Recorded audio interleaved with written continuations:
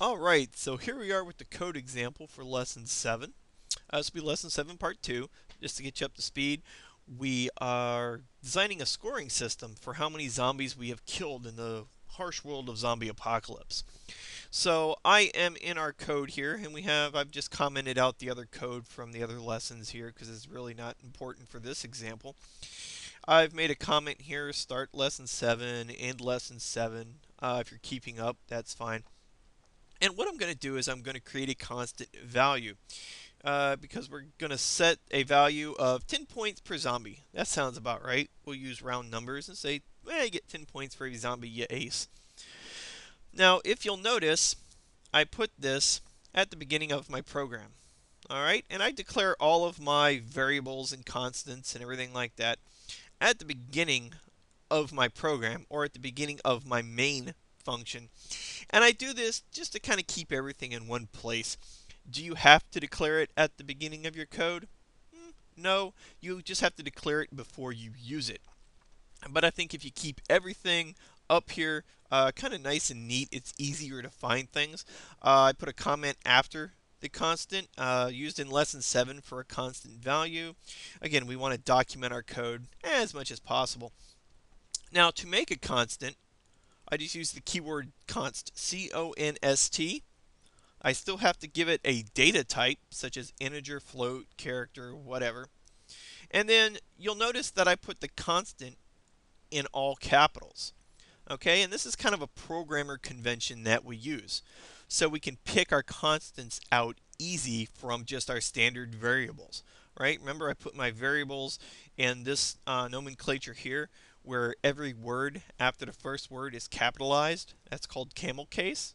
All right, so I have your bullets, your sandwiches. I didn't want to do that. Control S, there we go. Sometimes the drag and drop feature isn't so user friendly. But if I do it in all caps, well, obviously I can't use the, again, drag and drop feature not being nice. There we go. I can't use camel case. So what I've done is I've used an underscore to separate the words so I can read them easy. Zombie kill value.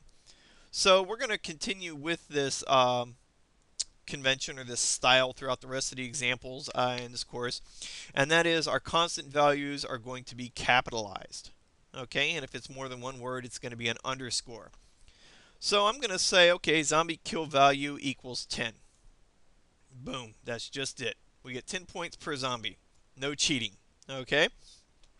Now, we're going to continue this little example here, right? I have killed more than one zombie, and you'll notice this little \T right here. Okay, and that \T is called an escape character, and it's the same thing as pressing the tab key on your keyboard. It's going to tab these lines in one tab space. All right, and then we have the \N for two new lines. We're going to say zombies killed equals zombies killed plus 1 because I've killed one more zombie.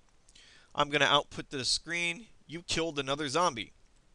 And then I'm going to do a little process here, which is going to add 1 to my number of zombies killed.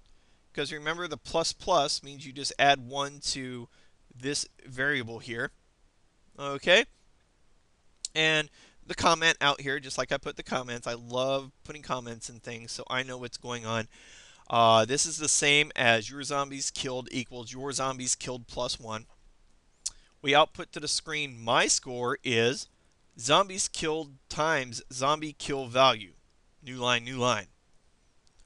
And then we're going to output to the screen, your score is your zombies killed times zombie kill value. And then new line, new line. Sorry about that. My mouse is just going ape on me today for some reason. You'll notice that I can insert values. You know, we've done this before. We're just kind of doing a little simple review. I can input values in between my cout statements, right? So I don't have to have everything in quotes. And I do not want to put this in quotes because then it would print just that, zombies killed times zombie kill value. All right. If we run this, oh, here, let's look up some values first. Let's scroll back up to the top. I have your zombies killed equal 9, zombies killed equals 4. All right, so my zombies killed equals 4, your zombies killed equal 9. let's see if this makes sense here. I'm going to run this. It has to compile it and link it and all that other neat stuff that makes this just so easy. Trust me, you guys don't want to build a compiler or a linker or anything like that. It's not fun. Alright, I have killed one more zombie. You killed another zombie. My score is 50. Your score is 100. We're going to press any key to continue. Now, constants are just that. They are constant. They have to be given a value when they are declared because they cannot change in your program. So I could not say, here we go. Let me just copy and paste this real quick. Zombie kill value, there we go, plus plus, semicolon. Right? I can't do that because it says expression must be a modifiable value. Okay, you cannot modify a constant once you declare it. The only way I could do this is if I went back up to, let me clean my code up a little bit there. There we go. There we go. If I went up here and said, okay, now zombies are 20 points apiece. There we go. That's the only way I can change it. And if I run it again, it should give me 100 and 200 respectively. Here we go. My score is 100, your score is 200. I got some catching up to do, right? But check this out.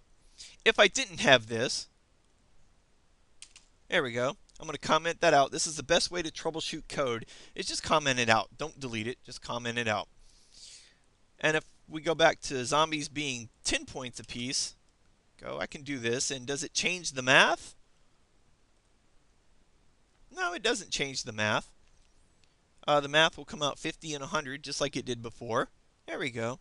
So we still get the same values that we got at the beginning, 50 and 100. But if I want to change this to 20, well, I have to change it at every point where there is a 10. And sometimes your code's not one line after another, just like this, nice and neat and tidy and everything.